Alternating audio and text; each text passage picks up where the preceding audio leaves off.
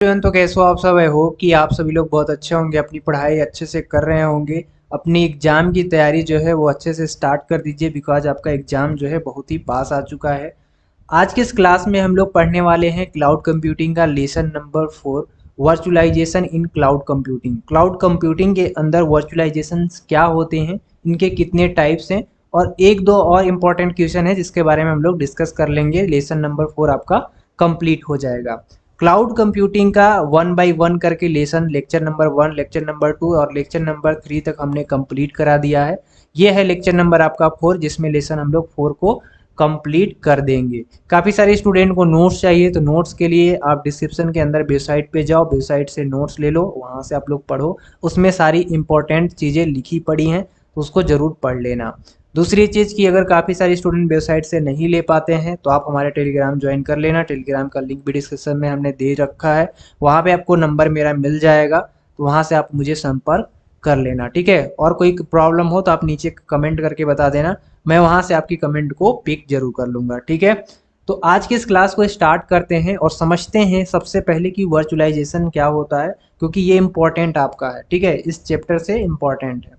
Virtualisation के बारे में सबसे पहले हम लोग समझते हैं। वर्चुअलाइजेशन को अगर हम लोग इसमें अलग अलग करें तो सबसे पहले हमारा एक बात आती है जो कि आती है वर्चुअल। वर्चुअल का मतलब यहाँ पे हम लोग समझ सकते हैं जैसे कि कोई चीज़ें आभासी होती है ना, उसी को हम लोग बोलते हैं वर्चुअल, ठीक है। तो वर्चुअलाइजेशन क्लाउड के अंदर एक प्रोसेस होता है, ठीक है।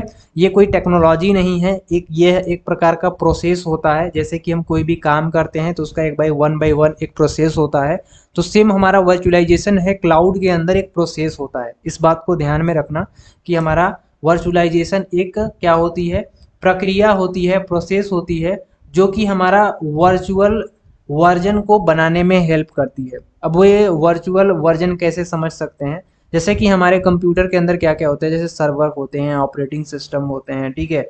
इस तरह के जो चीज़ें होती हैं उनको बनाने में हमारा वर्चुअलाइजेशन जो है हेल्प करता है।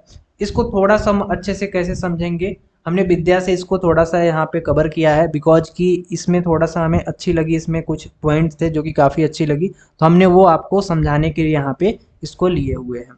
यहाँ पे साफ साफ लिखा गया है कि हमारा वर्चुअलाइजेशन जो है, ठीक है, वर्चुअलाइजेशंस के द्वारा क्लाउड कंप्यूटिंग में, क्लाउड कंप्यूटिंग जो है वर्चुअलाइजेशंस के द्वारा, ठीक है, क्लाउड कंप्यूटिंग में कंप्यूटिंग सर्विसेज, कंप्यूटिंग सर्विसेज जैसे सर्वर, ठीक है, या फिर ऑपरेटिंग सिस्टम, या फिर स्टोरेज डिवाइसेस, ठीक है, तथा एप्लीकेशंस के वर्चुअल जो प्लेटफॉर्म होते हैं उनको तैयार कर दिए जाते हैं। तो इसमें क्या हो रहा है कि जो हमारे कंप्यूटिंग सर्विसेज हैं, जैसे कि कंप्यूटिंग सर्विस में हम सर्वर देखते हैं, ऑपरेटिंग सिस्टम देखते हैं कौन सा चल रहा है, स्टोरेज डिवाइसेस देखते हैं कितनी है, एप्लीकेशन कौन सी चला रहे हैं, राइट। तो ये सारी चीज़ें जितने भी हमारे पास फंक्शनैलिटी होते हैं, सर्विसेज जितने भी हमारे होते हैं कंप्यूटिंग के अंदर, ठीक है, इनके वर्चुअल प्लेटफॉर्म को तैयार करने में हमारा वर्चुअलाइजेशन हेल्प करता है।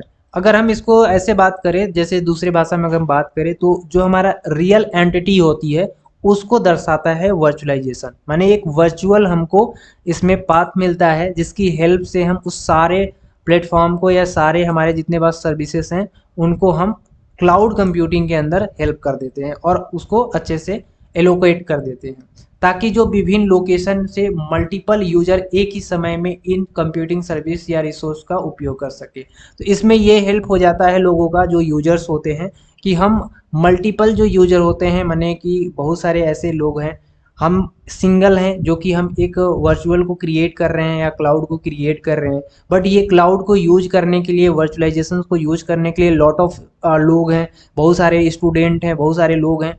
तो वो सारे लोगों को कोई प्रॉब्लम ना हो, मल्टीपल यूजर एक ही समय में उन क्लाउड सर्विस पे या उनके रिसोर्स को आसानी से एक्सेस हो सके, इसके लिए हम वर्चुअलाइजेशन को एक्सेस कराते हैं, जिसपे कि हमारा server, operating system, storage device, applications, ये सारी चीज़ें, ये सारे प्लेटफॉर्म इन्वॉल्व हो जाते हैं उसमें, ठीक है।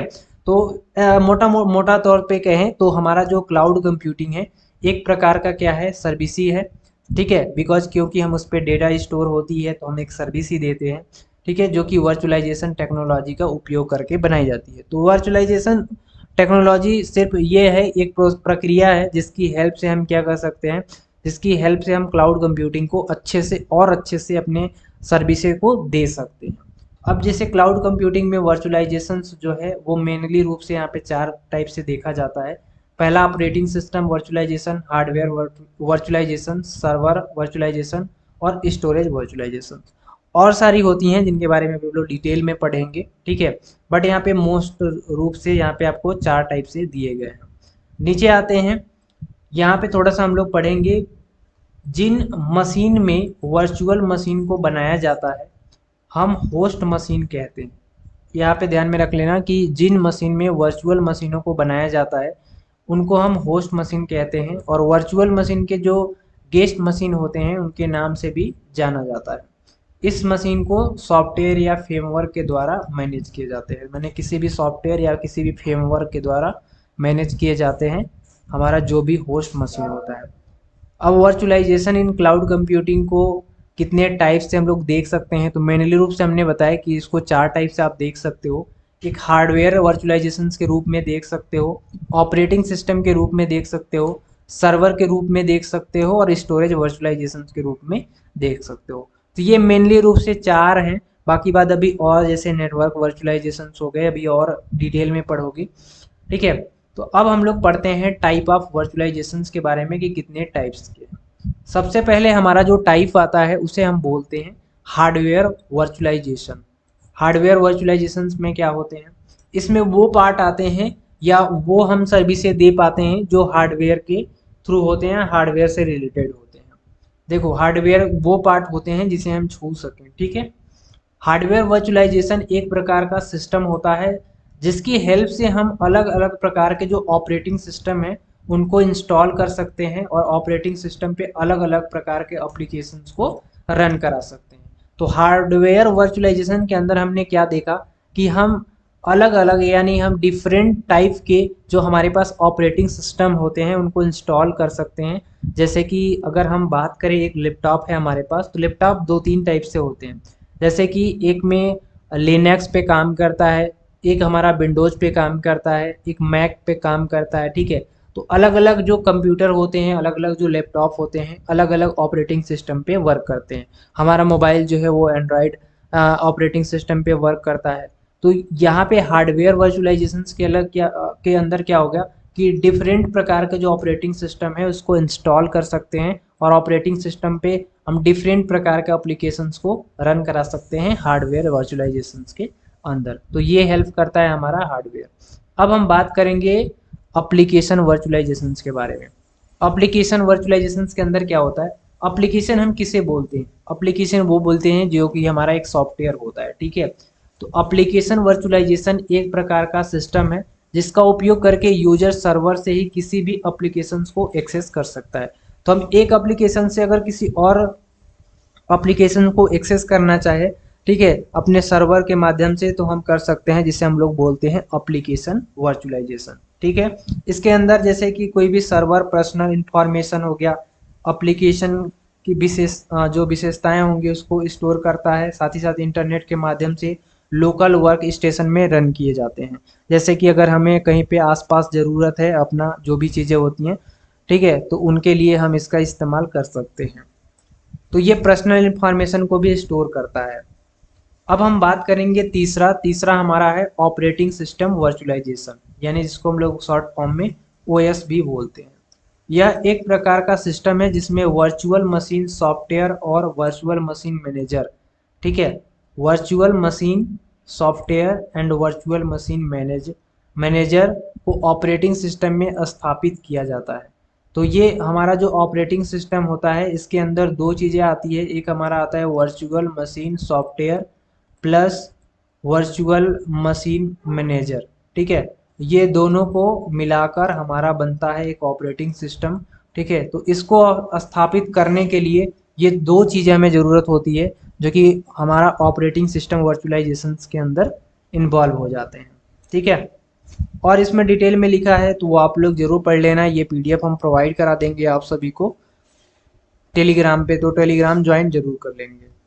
चौथा है हमारा स्टोरेज वर्चुअलाइजेशन। स्टोरेज वर्चुअलाइजेशन के अंदर क्या होगी, यह देखो एक ऐसी टेक्निक होती है जहाँ पे हम अपने लॉट ऑफ डेटा को क्या करते हैं, स्टोर कर पाते हैं। ठीक है, तो स्टोरेज वर्चुअलाइजेशन एक प्रकार की एक ऐसी प्रक्रिया है जिसमें हम कई नेटवर्क स्टोरेज डिवाइस को आपस में कंबाइन कर देते हैं और इसे एक फिजिकल ग्रुप में कन्वर्ट कर दिया जाता है, जिससे कि हम यह एक सिग्नल स्टोरेज डिवाइस बन जाता है। तो स्टोरेज वर्चुअलाइजेशन के अंदर हमारा क्या हो रहा है कि हमारा जो भी क्लाउड कंप्यूटिंग के सिस्टम्स हैं उसके अंदर हमारे डेटा को स्टोर करने के लिए क्या हो रहा है, एक हमारा कह रहे हैं वर्चुअल जो इफेक्ट होता है वो प्रदान करता है। तो हम कह सकते हैं कि वर्चुअलाइजेशन एक प्रकार का प्रोसेस है जो कि क्लाउड कंप्यूटिंग के अंदर इन्वॉल्व होता है। तो वो स्टोरेज के रूप में हो सकता है, एप्लीकेशन के रूप में हो सकता है, सर्वर के रूप में हो सकता है, वो किसी भी रूप में हो सकता है। ठीक है, अगला हमारा क्या दिया है, पांचवा हमारा दिया होगा यहाँ पे सर्वर वर्चुअलाइजेशन। तो सर्वर वर्चुअलाइजेशन, अगर बिना सर्वर के हमारा सिस्टम तो काम करेगा नहीं, राइट। तो सर्वर वर्चुअलाइजेशन तो रहना बहुत ही ज़रूरी है। सर्वर वर्चुअलाइजेशन एक ऐसी प्रक्रिया होती है जिसमें वर्चुअल मशीन सॉफ्टवेयर और वर्चुअल मशीन मैनेजर सीधे कंप्यूटर पे स्टेबिलिटी या फिर कह सकते हैं स्थापित किए जाते हैं। तो ये इसमें भी दो चीज़ें ज़रूरत होती है, वर्चुअल मशीन सॉफ्टवेयर और वर्चुअल मशीन मैनेजर के, जो कि सीधे हमारे कंप्यूटर पे स्थापित किए जाते हैं, जो कि सर्वर वर्चुअलाइजेशन में यूज किए जाते हैं। ओके, तो ये थे। अगला हमारा दिया गया है यहाँ पे छठा दिया गया है डेस्कटॉप वर्चुअलाइजेशन। आपका मेनली रूप से जो जो था वो हमने बता दिए हैं आपको। अब हमारा 6 नंबर है वो है डेस्कटॉप वर्चुअलाइजेशन। डेस्कटॉप वर्चुअलाइजेशन में क्या होता है, यह एक प्रकार की ऐसी टेक्निक होती है जो कि यूजर को कनेक्टर डिवाइस से डेस्कटॉप तक पहुंचने में मदद करती है और यह तकनीक पूरी तरह से एप्लीकेशन वर्चुअलाइजेशन पे निर्भर करती है। ठीक है, तो डेस्कटॉप के बारे में भी आपने सुना होगा। डेटा वर्चुअलाइजेशन भी दिया गया है, ये भी एक हमारा प्रोसेस होता है जिसमें कि डेटा को विभिन्न सोर्स से कलेक्ट कर दिया जाता है और डेटा वर्चुअलाइजेशन का इस्तेमाल डेटा इंटीग्रेशन, बिजनेस एनालिटिक्स और क्लाउड कंप्यूटिंग के क्षेत्रों में किया जाता है। तो डेटा वर्चुअलाइजेशन के अंदर अलग अलग टाइप के डेटा होते हैं, वो किसी भी प्रकार के डेटा हो सकते हैं, जैसे कि टेक्स्ट, इमेज, वीडियो, इन सारे टाइप्स के हो सकते हैं। तो अलग अलग सोर्स से आते हैं और अलग अलग जहां हम इंटीग्रेट या फिर उसको हम लोग अलग अलग तरीके से उसको यूज करते हैं। नेटवर्क वर्चुअलाइजेशन क्या होते हैं? नेटवर्क वर्चुअलाइजेशन एक ऐसी प्रक्रिया होती है जिसमें कि वर्चुअल नेटवर्क को बनाया जाता है। तो नेटवर्क वर्चुअलाइजेशन में हम एक वर्चुअल नेटवर्क को क्रिएट करने के लिए नेटवर्क वर्चुअलाइजेशन का इस्तेमाल करते हैं, जिसमें कि ट्रैफिक को कंट्रोल करने के लिए यूज करते हैं। अगर जैसे हमारे पास अगर नेटवर्क ना हो तो हमारा सिस्टम काम ही नहीं करेगा।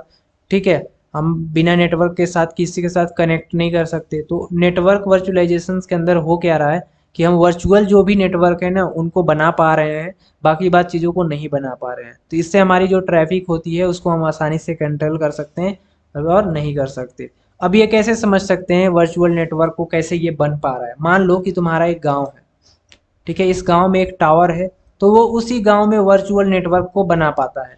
ठीक है, दूसरे गांव में वो वर्चुअल नेटवर्क को नहीं बना पाता, 100% नहीं बना पाता। क्यों नहीं बना पाता? क्योंकि ये इसकी डिस्टेंस बढ़ जाती है। ठीक है, इसके लिए दूसरा नेटवर्क चाहिए, दूसरा टावर चाहिए, तो इस डिस्टेंस बढ़ जाती है, दूर से अच्छे से पकड़ती नहीं है, तो ये वर्चुअल नेटवर्क को नहीं बना पाता। तो ट्रैफिक इसमें जो है क्या हो जाते हैं, ज़्यादा हो जाते हैं। ये तो ज़्यादा न होने के वजह से ये अलग अलग हर गांव में टावर बनाया जाता है जिससे ट्रैफिक कम हो और हमारा जो भी वर्चुअल कनेक्शन है वो काम करता रहे। अब ऐसे समझ सकते हैं वर्चुअलाइजेशन को। ठीक है, अगर मान लो कि एक गांव है, ठीक है, यहाँ पे टावर है और इसके 5 आसपास गांव है, पांचों में टावर जब जाएंगी, ठीक है, तो ट्रैफिक ज़्यादा होंगे। जैसे ही ट्रैफिक ज़्यादा होंगे तो काफ़ी लोग बात नहीं कर पाएंगे, नेट नहीं चला पाएंगे, काफ़ी इशू आने लगेंगे। लेकिन अगर मान लो कि ये 5 लोग हैं, पांचों के पास टावर है अलग अलग, तो ये अपना अपना क्राइटेरिया जो है उनको कंट्रोल करेंगे, जिससे कि हमारी ट्रैफिक कम हो जाएगी। तो ये नेटवर्क वर्चुअलाइजेशन के अंदर आ जाते हैं। इनके एडवांटेज भी हैं वर्चुअलाइजेशन के, क्या क्या है उसको हम लोग पढ़ लेते हैं। सबसे पहला दिया गया है यहाँ पे कि वर्चुअलाइजेशन क्लाउड कंप्यूटिंग की जो उत्पादकता है, जिसको हम लोग बोलते हैं प्रोडक्टिविटी, उसको बढ़ा देता है। या इफ़िशियंसी माने जिसकी जो क्षमता होती है उसको भी बढ़ाने में हेल्प करता है। यह काफ़ी जो है कास्ट में क्या होते हैं, सस्ते होते हैं। वर्चुअलाइजेशन वर्कलोड कम करता है, एनर्जी की बचत करता है, यह डिजिटल जो हमारे इंटरप्रेन्योरशिप होते हैं उनको प्रमोट करता है। तो ये सारी चीज़ें जो है हेल्प करती है, हमारे एडवांटेज दिए गए हैं। इसके डिसएडवांटेज भी हैं, जैसे कि इनकी जो सुरक्षा है उनमें कुछ कमी देखने को मिलती है। ठीक है, सिक्योरिटी में सारे में प्रॉब्लम होती है। जितने भी टेक्नोलॉजी की बात की जाती है सारे में सिक्योरिटी का 100% सुरक्षा नहीं दे सकते। ठीक है, और इसके अंदर स्केलेबल नहीं होती है या किसी कार्य को करने में ज़्यादा समय लगा सकता है। इनकी कुछ लिमिटेशन होती हैं, लिमिट से ज़्यादा वर्क नहीं कर सकती। राइट, इसमें इम्प्लीमेंटेशन लागू करने में ज़्यादा खर्चा होता है। मैंने कोई भी चीज़ इम्प्लीमेंट करेंगे तो उसमें काफ़ी ज़्यादा खर्च आ सकते हैं। ठीक है, तो क्लाउड कंप्यूटिंग के बारे में आई होप आप लोग क्लाउड कंप्यूटिंग के अंदर वर्चुअलाइजेशंस के बारे में आई होप आपने समझ लिया होगा। अब इसका थोड़ा सा इन्होंने ये बताया है यहाँ पे कि इस्तेमाल क्यों किया जाता है, मतलब क्या कारण है कि हमें वर्चुअलाइजेशन का इस्तेमाल करनी पड़ी। तो क्लाउड कंप्यूटिंग में वर्चुअलाइजेशन बहुत बड़ी भूमिका निभाता है, क्योंकि क्लाउड कंप्यूटिंग में यूजर क्लाउड में मौजूद डेटा या एप्लीकेशंस को शेयर करते हैं। तो हम किसी भी डेटा को या किसी भी एप्लीकेशंस को शेयर कर रहे हैं तो उसमें हमारा कनेक्शन किस तरह से हो सकता है, किस तरह से रहेगा, वो वर्चुअलाइजेशंस के अंदर डिफाइन होंगे। ठीक है, अगर हमारे पास वर्चुअल डेटा नहीं आ रही है तो ये कह सकते हैं कि हमारी कनेक्शन सही नहीं थी, तो वहाँ पे हमारा वर्चुअलाइजेशंस काम आते हैं। ठीक है, अब हमारा एक और क्वेश्चन आता है यहाँ पे कि व्हाट इज ए हाइपरवाइजर। ठीक है, हाइपरवाइजर के बारे में थोड़ा सा पढ़ लेते हैं हम लोग। हाइपरवाइजर है क्या? तो हाइपरवाइजर एक वर्चुअल मशीन मॉनिटर या फिर वीएमएम के रूप में भी जाना जाता है। ठीक है, तो हाइपरवाइजर एक सॉफ्टवेयर है जो कि हमें वर्चुअल मशीन बनाने और उनको चलाने में हेल्प करता है। तो हाइपरवाइजर बस एक याद रखना, हाइपरवाइजर कि हम जब किसी वर्चुअल मशीन को बनाने और उनको चलाने के लिए हमें एक सुविधा प्रदान करता है हाइपरवाइजर। बस इतना आप लोग ध्यान में रखोगे काम हो जाएगा। हाइपरवाइजर एक प्रकार का सॉफ्टवेयर है, यहाँ से याद रख लेना। हाइपरवाइजर एक प्रकार का सॉफ्टवेयर है जो कि हमें वर्चुअल मशीन बनाने और उनको चलाने के लिए काम करता है। तो मतलब ये हुआ कि हाइपरवाइजर हमारा तब हेल्प किया जब हम किसी भी क्लाउड कंप्यूटिंग के अंदर कोई सर्विसेज दे रहे हैं और वहाँ पे एक वर्चुअल नेटवर्क को जोड़ रहा है, तो हाइपरवाइजर वहाँ पे काम करेगा। ठीक है, तो आई होप कि आपने हाइपरवाइजर के बारे में भी समझ लिया होगा। अब हम यहाँ पे थोड़ा सा हम बात कर लेंगे व्हाट इज हाइपरवाइजर हो गया, वर्चुअल मशीन के बारे में। ठीक है, थोड़ा सा हम बात कर लेते हैं वर्चुअल मशीन के बारे में। तो वर्चुअल मशीन जो है हमें एक टेम्पररी ऑपरेटिंग सिस्टम और उसके जो हमारे एप्लीकेशंस होते हैं उसको इस्तेमाल करने में हेल्प कर देता है। ठीक है, तो वर्चुअल मशीन, वर्चुअल के बारे में अभी हमने पढ़ा। ठीक है, तो वर्चुअल मशीन हमें एक टेम्पररी ऑपरेटिंग सिस्टम और उसके एप्लीकेशंस को इस्तेमाल करने में आज़ादी देता है। ठीक है, टेम्पररी की बात की जा रही है, वर्चुअल मशीन में टेम्पररी ऑपरेटिंग सिस्टम और एप्लीकेशंस को इस्तेमाल करने के लिए हमें आज़ादी देता है। टेम्पररी, ये परमानेंट नहीं है। परमानेंट अगर होगा तो वहाँ पे ये क्या हो जाएगा, डिस्ट्रॉय हो जाएगा, फेल हो जाएगा, वहाँ पे काम नहीं करेगा। तो टेम्पररी के लिए ऐसे समझ सकते हैं कि जैसे मेरे गांव का है और दूसरे गांव में टावर नहीं है, तो जब तक टावर नहीं है तब तक वो क्या करेगा, टेम्पररी काम करेगा।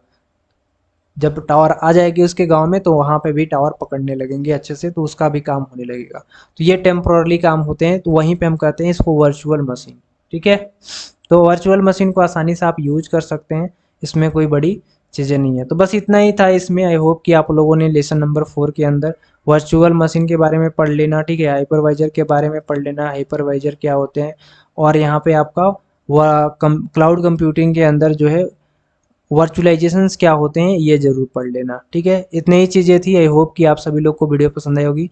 पसंद है एक लाइक कर देना, चैनल पर ना तो सब्सक्राइब कर लेना। मिलेंगे नेक्स्ट वीडियो में, तब तक के लिए जय हिंद।